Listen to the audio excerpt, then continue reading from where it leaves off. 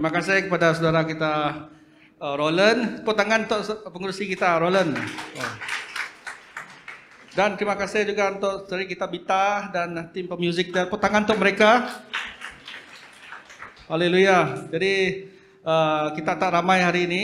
Jadi saya ingin mengucapkan selamat Hari Sarawak.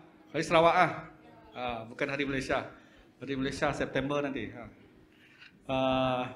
Hari Sarawak yang telah negeri kita yang adakan pada semalam 22, sekarang 23. Tidak berasa kan? Macam ketik saja. Terus dah bulan 7. Masuk bulan 7 sudah. Masih bulan 6 lah. Bulan 7. So yang bulan 8, 9, 10, 11, 12. Lepas tu kita akan sambut tahun baru. Apa kabar semua? Boleh kamu tanya orang di sebelah anda, apa kabar? Macam konsert semalam kan, dekat TV dia kata apa kabarmu? Salah tu. Salah tu.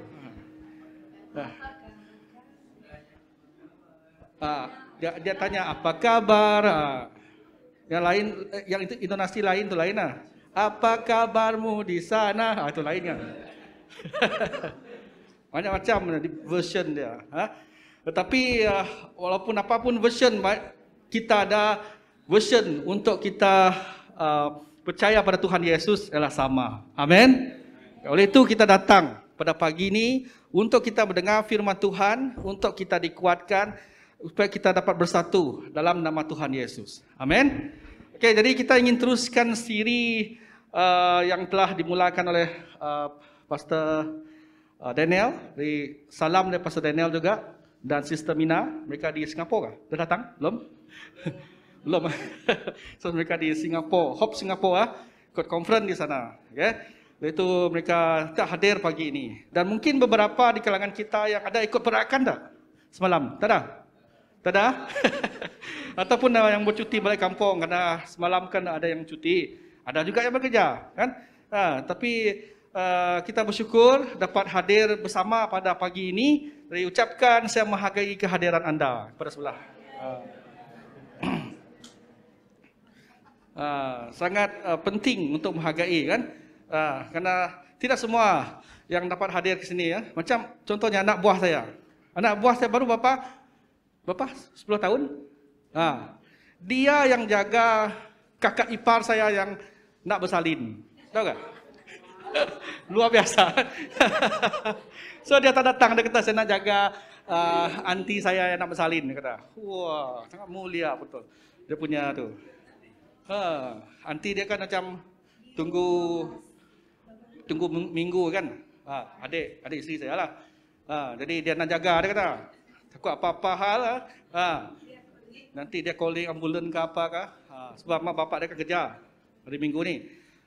Sangat mulia kan, baru 10 tahun nak jaga aunty dia daripada bersalin nanti, dia kata. Kami dah datang ke rumah, baru dia kata, oh tidak, saya tak dapat hadir, saya nak jaga aunty saya. Jadi saudara, kita ada ciri-ciri yang baik dalam hidup kita. Amin. Tuhan telah letak ciri-ciri yang baik dalam hidup kita sejak kita lahir pun. Amin. Katakan pada orang kiri kanan, ada ciri-ciri Tuhan. Kita dicipta mengikut gambaran Tuhan. Oleh itu setiap kita ada kebaikan sejak dari kecil. Okay? Jadi oleh itu samalah kita mempersiapkan diri kita dengan ciri yang baik yang Tuhan telah letakkan diri kita untuk melakukan kebaikan pada orang lain. Amin. Jadi inilah ciri kobahan untuk minggu ini dari Roma 12, 13 ke 16. Okay? Kita sama membaca daripada Roma 12, 13 ke 16. Boleh kita berdiri bersama? Kita baca sama aja ayat 13 hingga 16. Okay? Ayat 13, bantulah dalam kekurangan orang-orang kudus dan usahakanlah dirimu untuk selalu memberikan tumpangan. Berkatilah siapa yang menganiaya kamu, berkatilah dan jangan mengutuk. Bersukacitalah dengan orang yang bersukacita dan menangislah dengan orang yang menangis. Hendaklah kamu sehati sepikir dalam hidupmu bersama. Janganlah kamu memikirkan perkara-perkara yang tinggi, tapi arahkanlah dirimu kepada perkara-perkara yang sederhana. Janganlah menganggap dirimu pandai. Mari kita berdoa. Tuhan, kami ingin merendahkan diri kami hadapan Engkau dan tidak sekali kami anggap diri kami pandai, Tuhan. Tapi Engkau Allah yang memiliki segala hikmat, yang mencipta setiap kami, yang memberikan kepada setiap kami, Tuhan. Kami ingin tinggikan, muliakan Engkau, Bapa, mempersiapkan jiwa roh kami, Bapa, untuk menerima mesej firman Engkau pada pagi ini. Diserahkan sebagai Tuhan dalam anak-Mu Tuhan Yesus Kristus kami berdoa. Amin. Haleluya. Pagi ini saya sangat diperbaharui dan saya percaya semua kita diperbaharui dalam roh, okay? Pekerjaan Roh Kudus. Okay? Kamu rasa disegarkan dengan penyembahan tadi? Siapa yang disegarkan angkat tangan? Okay, haleluya. Puji Tuhan kerana kita menjemput Roh Kudus Tuhan, okay? Mendahului kita. Apabila kita ingin dengar firman Tuhan, apabila kita ingin melakukan apa saja kerja dalam hidup kita, kita jemput Roh Kudus Tuhan. Jadi apabila Roh Kudus Tuhan bekerja, kita dapat rasakan perbezaan. Amin. Haleluya. Katakan kiri, jemput Roh Kudus. Amin. Jemput Roh Kudus di tempat kerja anda. Jemput Roh Kudus di dalam keluarga anda. Amin. Karena kita perlu kekuatan Roh Kudus. Kita perlukan pimpinan Roh Kudus untuk melakukan apa saja pekerjaan dalam hidup kita. Dalam Roma 13 ini, dia kata, bantulah dalam kekurangan orang-orang kudus, dan usahakanlah dirimu untuk selalu memberikan tumpangan. Okay, dalam English dia katakan, share with the Lord people. Share with the Lord people. Okay. Jadi, share ni di dalam bahasa Greek, kita rujuk dia, koinonio. Koinonio yang bermaksud sharing. Sharing, fellowship. Fellowship macam persekutuan. Saling membantu dalam persekutuan. Contohlah. Saling membantu dalam persekutuan orang-orang kudus. Kataan yang sama diguna di dalam Kisah Para Rasul 2 ayat 44. Kisah Para Rasul 2 ayat 44 hingga 45. Okay? Kalau melihat Kisah Para Rasul 2 ayat 44 hingga 45, di mana orang-orang kudus ni tetap bersatu dan mereka ni ada kepunyaan tapi menjadi kepunyaan bersama. Dan seringkali mereka ni jual barang-barang mereka dan hasilnya dibagi-bagikan bersama menurut keperluan masing-masing. Jadi demikianlah cara hidup Kristian yang terdahulu, okay? Hingga kepunyaan mereka itu menjadi kepunyaan bersama. Maksudnya kereta lah itu jadi kepunyaan bersama. Ada tak? Ada nak jadi kepunyaan bersama kah? Kereta kah? Motosikal kah? Ya, tapi janganlah sangat peribadi yang sampai berus gigi ke sabun, tak boleh ya. Kita nak hygiene sikit. Kepunyaan bersama dimaksud di sini mungkin rumah mereka menjadi kepunyaan bersama. Maksudnya mereka tinggal satu sama lain lah, contohlah. Jadi kehidupan yang saling membantu dalam kekurangan saudara-saudari orang-orang kudus. Itu keadaan mereka. Karena pada waktu ini di Jerusalem, kebanyakan penginjil-penginjil ni, mereka ni apabila mereka percaya pada Tuhan Yesus, mereka sungguh-sungguh percaya. Sehingga ada yang menolak kepercayaan lain. Kerana mereka menolak kepercayaan lain, mereka dibuang kerja. Ada yang dihalau dari rumah. Jadi mungkin ada suami yang menolak mereka. Ada yang isteri saya tak pastilah, tapi suami menolak mereka apabila isteri mereka committed untuk percaya pada Tuhan Yesus, untuk mengikuti Yesus.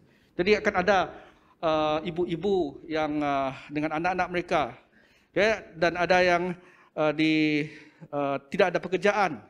Oleh itu, Paulus di sini mendorong jemaat di sana untuk mereka saling membantu orang-orang kudus yang dalam kekurangan ini. Dan tambahan itu pula adalah musim, dia kata musim kemarau. Di masa tumbuh-tumbuhan itu tidak berhasil. Oleh itu saling membantulah dalam kekurangan ini. Ini latar belakang sedikit apa yang saya ingin kongsikan ini. Dan di dalam dalam ayat 13 ini ada dua perkataan yang cukup penting, membantu dalam kekurangan. Yang kedua itu memberi tumpangan. Dalam English dia adalah practice hospitality. Bukan hospital, hospital tempat orang sakit. Tapi ini adalah memberi tumpangan. Maksudnya macam tuan rumah lah. Jadi kebanyakan penginjil-penginjil, pengikut-pengikut Kristus ni, seperti saya kata, mereka ni apabila mereka nak beritakan Injil, mereka akan keluar daripada keluarga mereka, pergi ke satu tempat yang lain. Mereka perlukan rumah, rumah tumpangan ataupun hotel. Pada waktu itu mana mereka ada sokongan kewangan. Oleh itu mereka perlukan satu sama lain saja untuk tinggal di mana-mana. Mereka perlukan orang untuk mereka tinggal bermalam. Mereka perlukan orang yang buka rumah untuk mereka tinggal bermalam. Oleh itu, Paulus ini dia kata, bantulah orang dalam kekurangan, orang kudus, dan usahakan dirimu untuk selalu memberikan tumpangan. Kerana waktu itu memang rumah tumpangan memang mahal, dan penginjil-penginjil ini tidak diberi sokongan kewangan. Jadi mereka akan pergi ke satu tempat, ke tempat yang lain untuk tempat tinggal, dan memberitakan Injil Tuhan, dan menjadi pengikut Kristus. Itu latar belakang. Jadi dalam apapun yang latar belakang firman Tuhan ini, ia adalah berpandukan tentang perhubungan. Tajuk dia adalah perhubungan dengan kasih. Pastor dulu dia kata melayani dengan kasih kan. Sekarang kita dalam perhubungan dalam kasih. Kerana Kristian tidak dapat diasingkan dengan perhubungan. Perhubungan dengan Tuhan, perhubungan dengan satu sama lain. Oleh itu perhubungan di sini harus disertai dengan kasih. Di dalam Matius 22 ayat 36. Matius 22 ayat 36 dia kata, apa hukuman yang utama itu? Kasihilah Tuhan dengan segenap hatimu, segenap jiwamu, segenap akal budimu. Dan kasihilah sesamamu manusia. Dia katakan, seperti dirimu sendiri. Jadi, semua ini melibatkan perhubungan. Oleh itu, prinsip perhubungan yang kita ingin pelajari pada pagi ini, ada 4 perkara. Yang pertama, membantu dalam kekurangan. Membantulah dalam kekurangan. Bantulah dalam kekurangan orang kudus dan usahalah dirimu untuk selalu memberikan tumpangan. Kita ingin membantu saudara-saudari kita, orang kudus. Dia khususkan kepada orang kudus ni. Kerana di kalangan orang kudus ni, seperti saya kata, mereka ni jadi pengikut Kristus. Mungkin mereka ni dihalau dari rumah. Mungkin mereka ni akan pergi ke satu tempat ke tempat yang lain. Tanpa ada berbekal kewangan dan sebagainya. Oleh itu, dia perlukan orang yang percaya. Sama-sama percaya untuk tinggal bermalam. Dan perlukan bantuan. Lagipun firman Tuhan ini mendorong semua kita untuk lebih memberi, lebih membantu dalam setiap perkara. Dalam 2 Korintus 8 ayat 7 hingga 9. 2 Korintus 8 ayat 7 hingga 9 tidak ada ditulis di sini, tapi saya tambah. 2 Korintus 8 ayat 7 hingga 9. Dia kata, hendaklah kamu kaya dalam pelayanan kasih ini. Kaya dalam pelayanan kasih. Inilah pelayanan kasih. Memberi bantuan dan juga memberi tumpangan. Kerana Paulus kata, ini bukan satu perintah untuk kita kaya dalam pelayanan kasih ataupun membantu, memberi tumpangan. Dia bukan satu perintah, tetapi dia adalah untuk menguji keikhlasan kasih kita. Katakan orang, uji keikhlasan kasih. Kita boleh sebut kasih, tapi setakat mana keikhlasan itu perlu diuji. Itulah prinsip ini ditekankan adalah membantu dalam kekurangan. Adalah untuk menguji keikhlasan dan ikhlas tak dia dalam kasih ini. So dia perlu diuji dalam membantu. Jadi kasih karunia Kristus yang telah memberikan dirinya di kayu salib pada waktu kita berdosa dan tidak berdaya, harus menjadi motivasi kita untuk kita membantu, untuk kita memberi tumpangan. Dengar guntur tu? Amin. Jadi tak boleh sentuh. Sensitivity. Jadi oleh itu, mana sudah pergi tadi?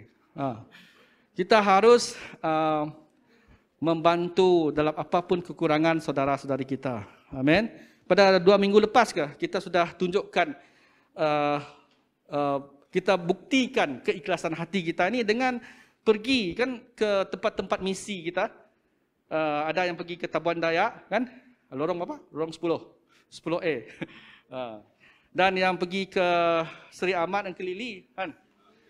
Ada yang pergi Sibu, pastor dan Saudara Mina pergi ke Sibu kan. Dan ada yang pergi mana lagi? Kampung Nembus? Ada? Tak ada. Okay. Dan banyak tempat, banyak gambar saya tengok. Jadi inilah satu bukti keikhlasan untuk kita pergi. Untuk kami sendiri, kami pergi ke Kampung Sapit 2 minggu lepas. Okay?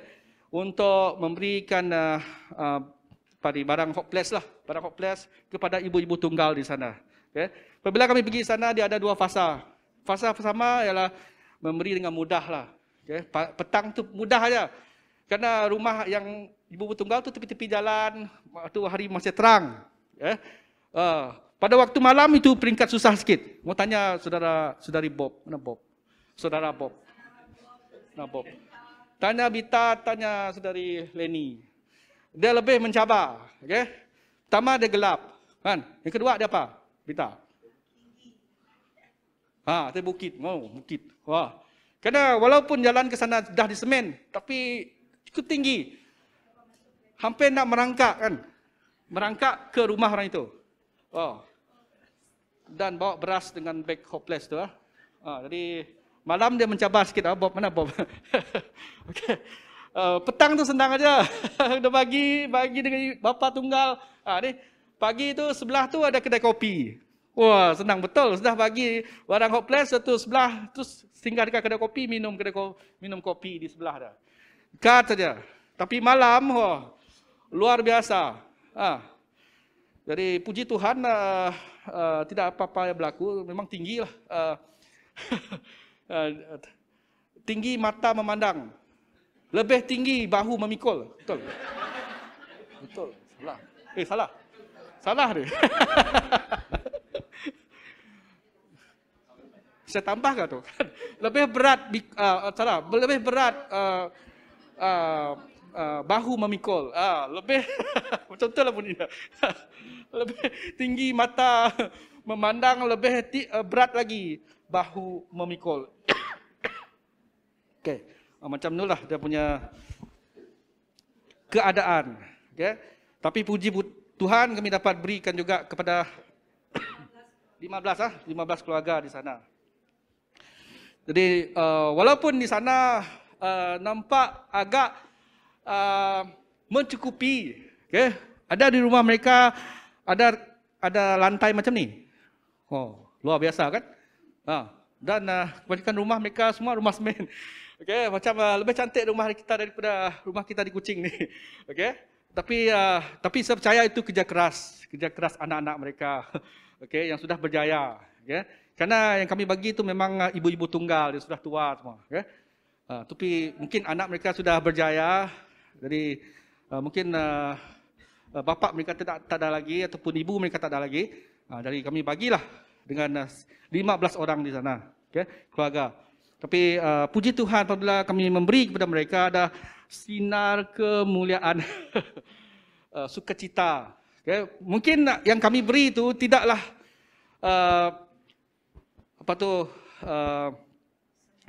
semewah ataupun lebih baik daripada mereka jangka.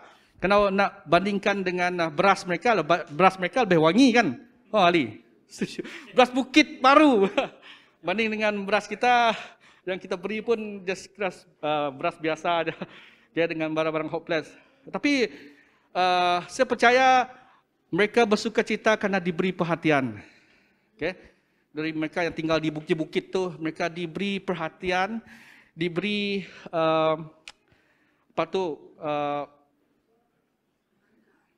penghargaan, perhatian bahawa kita prihatin dengan mereka.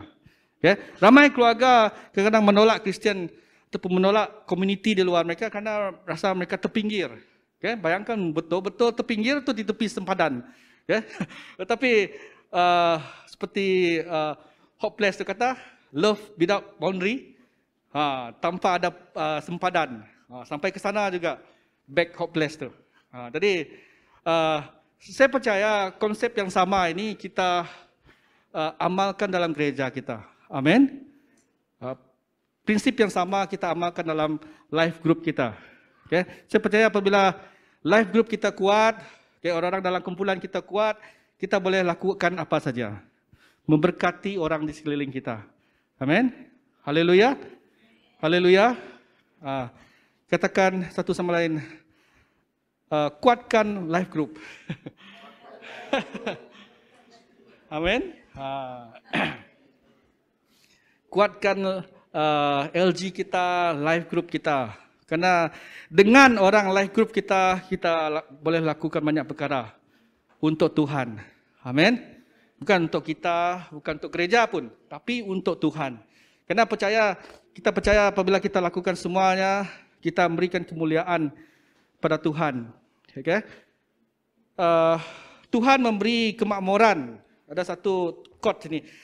Tuhan memberi kemakmuran bukan untuk meningkatkan standard kehidupan, tetapi untuk meningkatkan standard pemberian. Faham tak?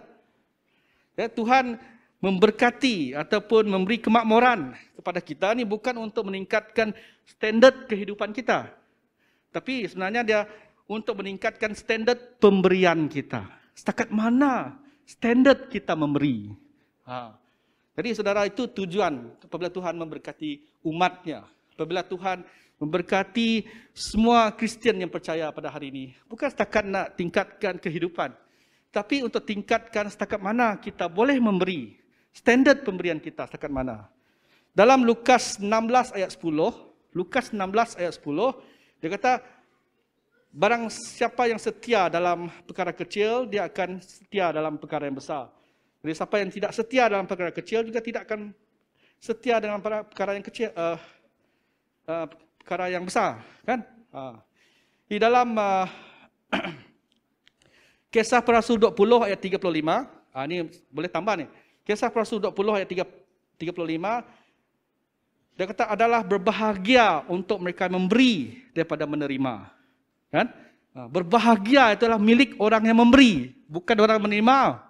Jadi kamu cari kebahagiaan, jadilah orang yang memberi. Amin. Katakan kamu cari berbahagia tak?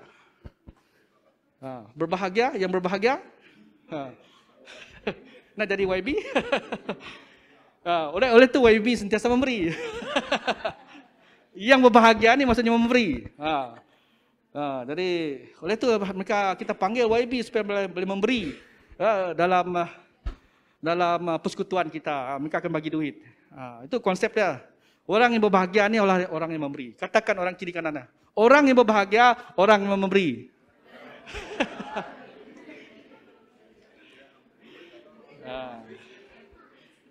Sikit-sikit beri, sikit beri, orang itulah bahagia. Jadi bukan juga orang yang menerima itu tak bahagia. Tapi kelebihan ke adalah kepada orang memberi. Okay? Itu yang saya tunjuk gambar ini. Okay? Apabila ada berusaha untuk memberi sampai ke kaki bukit sempadan Indonesia tu, itu kira ada berusaha untuk memberi yang terbaik. Okay? Dan pada waktu malamnya kami puji Tuhan dapat berkumpul makan bersama. Okay? Di atas bukit Sapit sana, puji Tuhan. Okay? Hari yang baik, tidak ada hujan. Kalau saya tak pasti macam mana aktiviti penyerahan hopeless ini kalau hari hujan. Di hari itu sangat terang. Walaupun tak ada lampu, belum ada elektrik, tapi berlampukan bulan. Berlampukan bulan, berlampukan mata bintang, berlampukan bintang dan bulan. Masih dapat menerangi jalan rumah-rumah yang tinggi-tinggi di Kampung Sapit. Kalau anda satu yang mencabar, boleh pergi sana lagi. Bulan 9 ke? Siapa? Bulan 9. Hopeless akan ke sana kan bersama dengan doktor-doktor. Kan? Tak tahu ke? Siapa yang tahu? Ke Korea dah? Tak ada? Ada doktor yang akan pergi ke sana. Tapi line sangat kuat. Line dia sangat kuat. Line telefon kuat, boleh video call. Tapi selain pada nak tengok matahari dia terbit ke apa semua, bagus juga menyumbang kepada masyarakat di sana. Di sana saudara Jaising kita kata ada 100 lebih lah. 100 lebih buah rumah. So ada berbagai-bagai keluarga di sana. Yang seperti yang saya kata, boleh diberi bantuan. Boleh diberi tumpangan. Okay? Amin. So yang kedua, memberikan tumpangan. Memberikan tumpangan. Yang kedua, dalam ayat yang ke-13 sama juga. Dan usahakan dirimu untuk selalu memberi tumpangan. Maksud memberi tumpangan ini adalah berbuat baik. Ataupun memberikan tumpangan kepada orang yang tidak dikenali. Bukan setakat yang dikenali, tapi orang yang tidak dikenali. Jadi keluarga yang baik, dari tuan rumah yang baik, dan tunjukkan kepada mereka bahawa Tuhan itu baik kepada mereka. Ya. Jadi Tuhan telah menerima kita pada saat kita menjadi pelarian dosa, kan? Waktu kita masih berdosa, kita menjadi pelarian. Tapi Tuhan terima kita. Ya, begitu juga kita harus terima sesiapapun yang kita tidak kenali, ya, dan tumpangkan mereka dalam rumah kita ke, ataupun tempat kita tinggal. Okay, kalau mereka memerlukan. Okay. Jadi saya tak ingat bila mungkin tahun 2007, 2006 saya tak ingat seorang yang bernama John dari kontak Timor Leste. Bila kita John. Saya mungkin tahun 2000 Janio John kan? Tak. Timor Leste pernah tinggal di rumah kami. Okay. Dia kontak pastor mengeritakan kakak lah. Ya. Jadi dia tinggal di rumah kami, kami terima. Okay. Dan dia seorang cikgu juga di Timor Leste. Tapi di Timor Leste, kamu tahulah keadaan ekonomi pendapatan dia sangat kurang lah. Jadi kami puji Tuhan dapat jumpa dia, dapat terima dia dalam rumah kami. Okay. Dia dapat ikut conference, tidak ikut conference. Just fellowship, LG di Kuching ini sebentar dalam masa seminggu. Kami hosting dia. Jadi itu adalah keistimewaan, okay, untuk menerima pelawat yang seperti ini. Amin. Jadi oleh itu kita percaya satu hari nanti mungkin banyak lagi pelawat-pelawat kita ataupun member kita yang mungkin kita tidak kenal daripada Hope Manila kan, Hope Thailand, lagi Hope Singapore, Hope Filipina akan datang dan adakah kita bersedia untuk menerima mereka ke dalam rumah kita, okay, untuk memberi tumpangan mereka ke dalam rumah kita. Jadi ini yang Paulus kongsikan dalam ayat ini, supaya memberi tumpangan. Karena kalau nak biarkan mereka tinggal di hotel memang mahal. Okay? Jadi kita boleh memberikan tumpangan. Okay? Katakan orang kiri, memberi tumpangan. Haleluya. Jadi kita harus amalkan kasih agape. Mengasihi yang tidak dikenali, bukan saja mengasihi yang kita kenali, tetapi mengasihi mereka yang tidak dikenali juga. Ya. Kasih agape. Mengasihi bukan saja yang kita senangi, tetapi yang tidak kita senangi juga. Jadi dia tanpa syarat. Kasih ini bukan diukur setakat perasaan dan emosi saja, tetapi dengan perbuatan. Amin. Jadi muliakan dengan satu sama lain dengan nilai yang ada pada satu sama lain dalam life group kita, tempat kita bekerja ataupun dalam keluarga kita. Dan kita ingin menyokong mereka dalam apapun keadaan mereka. Haleluya. Amin. Supaya apapun yang saudara-saudari kita lalui, kita ingin sokong mereka di dalam Tuhan. Amin. Selain daripada kita cuma kenal pasti kelemahan, sebab itu beri komen. Lepas tu jadi netizen pula. Jangan jadi netizen yang negatif. Netizen yang baik. Katakan orang sebelah kita, netizen yang baik. Kadang-kadang kita kutuk kan. Semalam saya macam ditegur oleh Tuhan. Saya kutuk, apa ni konsert ni macam ni konsert ni. Apa ni konsert macam ni? Ayah. Siapa penyanyi ni? Kumpulan apa ni? Sarawak ke apa ni? Ada Blackpink lah. Dari mana? Ada Blackpink ke? Greenpink ke? Whitepink ke? Tak tahu apa yang menyanyi di sana. Mereka ni orang Sarawak ke? Orang Malaysia ke? Tak tahu. Kenapa tak pilih Ramles Walter? Ada. Tak ada. Baru 15 saat dia nyanyi. Orang tunggu-tunggu itu. Tidaklah. Itu komen-komen liar. Itu komen-komen liar. Kita harus jadi netizen yang baik. Warga negara yang baik. Amen. Rakyat Sarawak. Kan? Mungkin dia nak bentuk suasana. Kan? Bermula dengan apa tu? Hip hop ke apa tu? Selepas tu rock. Selepas tu belada. Semoga dia ada step-step dia lah. Jadi puji Tuhan, kita ada peluang untuk adakan persekutuan seperti ini selepas kita keluar daripada COVID-19. Amin. Tepuk tangan kepada Tuhan atas berkat ya, atas negara kita. Kita masih mampu adakan program-program besar seperti ini. Haleluya. Okey, itu tanda tamat. So yang ketiga, bersimpati. Berkatilah siapa yang menginaya kamu, berkatilah dan jangan mengutuk, bersukacitalah dengan orang yang bersukacita dan menangislah dengan orang yang menangis. Jadi dalam kehidupan kita sebagai orang Kristian di Jerusalem, mereka memang diinaya, dibenci, dilayani dan tidak adil, mungkin digosip, dipulau dan sebagainya. Okay? Kalau kita sekarang tidak rasa, Yesus dahulu sudah rasa semuanya. Okay? Dan Yesus bertahan sehingga di kayu salib. Jadi saudara, apabila kita disakiti, kita harus percaya Tuhan bersama dengan kita. Amen. Kalau keluarga itu tolak kita, kawan karib kita pun tolak kita, jangan tolak balik. Okay? Tapi kita harus percaya kita boleh berdoa untuk mereka. Berkatilah mereka, jangan mengutuk. Bersukacitalah. Kalau tak menangis, menangislah. Kita menangis, menangislah. Itu yang kami buat dulu kan. Pada bulan Mei dulu, seperti yang saya kongsi dahulu, kami berketetapan untuk jumpa keluarga ini. Kerana ahli keluarga mereka telah meninggal.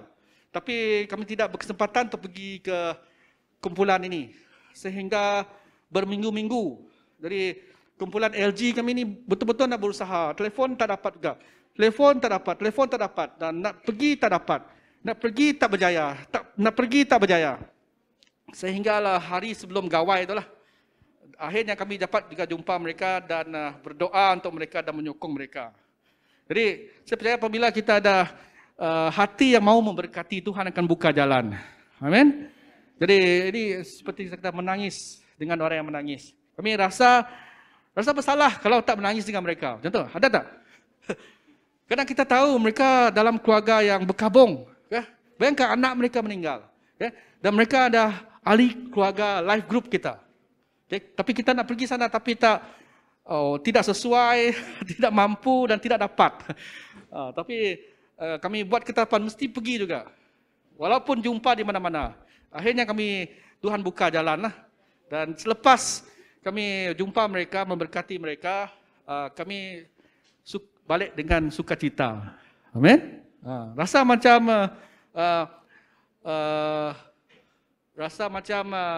ada kerja yang belum selesai. Rasa tak dapat nak celebrate gawai kalau belum jumpa keluarga ini. Jadi saudara, ini beban Tuhan di hati kita. Amin. Saya percaya Tuhan meletakkan beban dalam hati kita. Apabila ada ahli life group kita, ahli kumpulan kita, kamu tahu mereka dalam kesedihan. Kamu tahu mereka dalam berkabung. Tapi macam mana nak pergi sana, macam mana nak dorong mereka. Jadi apabila kamu dah jumpa dengan mereka, mendorong mereka, macam ada pembebasan oleh Roh Kudus. Amin. Jadi saudara, macam mana nak rasa sukacita, pembebasan oleh Roh Kudus, lawatlah saudara-saudari kita dalam life group. Amin. Okay, kita ingin bawa life group kita bersama, berdoa bersama. Kita akan ada sukacita. Okay. Amin. Daripada kita mengandaikan. Selalu kita andaikan ahli life group kita ni dah baik dah kot. Mereka bawa balik dari travelling, mungkin mereka sakit, mereka tidak mau dihubungi, mereka tidak mau dikontak. Tapi sebenarnya kalau kita message mereka, kita mendorong mereka, Tuhan akan berikan kemenangan. Amin. Haleluya. Jadi dalam Kisah Para Rasul 7 ayat 58, Kisah Para Rasul 7 ayat 58, seperti dia kata, berkatilah siapa yang menyayangi kamu, berkatilah dan jangan mengutuk. Dalam Kisah Rasul 7 ayat 58, Stefanus, ini Stefanus diheret keluar kota, dilempar dengan batu, dan Stefanus katakan, ampunilah mereka. Kan? Jangan tanggungkan kesalahan ini atas mereka. Sama juga apabila Yesus dalam Lukas 23. Ya, Lukas 23 ayat 34. Dia berdoa pada Tuhan.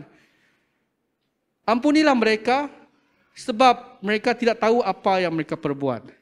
Yaitu pada waktu itu prajurit sedang nak bagi-bagikan, nak bagi prajurit ni.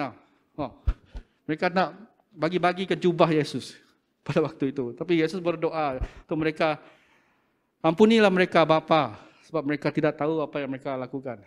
Okay? Stefanus pun sama. Dia berdoa. Dia kata, ampunilah mereka semua ni, mereka tidak tahu apa yang mereka lakukan. Okay?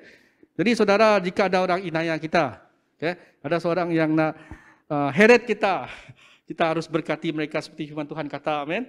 Haleluya. Katakan orang sebelah, memberkati, bukan mengutuk. Jangan mengutuk. Memberkati, okay? Jangan mengutuk. Okay, sila memberkati. Puji Tuhan. Bless you, bless you. Okay. Apabila kamu sedar, kamu dikutuk, bless you. Macam orang batuk kan. Kalau ada batuk, bless you. Ada orang batuk, bless you. Diberkatilah kamu. Okay. Ia adalah respon kita pada emosi orang di sekeliling kita. Okay. Ini adalah bersimpati. Okay, yang keempat, rendah hati. Hendaklah kamu sehati sepikir dalam hidupmu bersama, janganlah kamu memikirkan perkara-perkara yang tinggi. Tetapi arahkanlah dirimu kepada perkara-perkara yang sederhana. Janganlah menganggap dirimu pandai. Jangan anggap diri kita pandai. Apabila kita anggap diri kita lebih pandai, lebih bijak, lebih tinggi statusnya daripada orang lain, jadi kita tidak akan menerima berkat Tuhan. Ya? Kita akan melihat berkat yang kita ada itu sementara sahaja. Ya? Kita akan tahu bahwa semua itu tidak akan kekal. Karena Tuhan meninggikan orang yang rendah hati. Amin. Jadi mengasihi orang yang mengkhianati kita, mengasihi orang yang melayani kita dengan tidak adil, itulah konsep prinsip dalam hubungan satu sama lain. Supaya kita rendah hati dengan satu sama lain. Okay? Thomas Jefferson, dia berkata, semua manusia diciptakan dengan sama ataupun equal. Tetapi ada yang lebih equal, lebih sama daripada orang lain. Jadi kita dicipta untuk jadi sama. Tapi ada yang menjadi lebih sama. Ada yang kurang sama.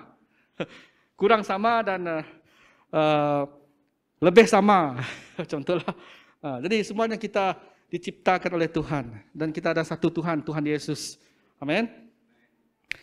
Jadi Paulus mengatakan kesatuan tidak semestinya sentiasa bersetuju dengan satu sama lain. Tetapi tidak semua ini,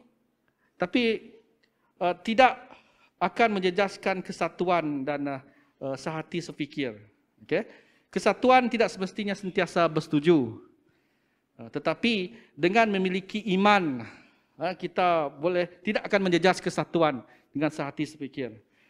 Paulus kata kita boleh hidup harmoni dengan orang yang tidak setuju. Dengan walaupun mereka tidak setuju ataupun berbeza pandangan politik dan kerjaya, tapi asas kita masih sama, iman kita pada Tuhan Yesus. Amen.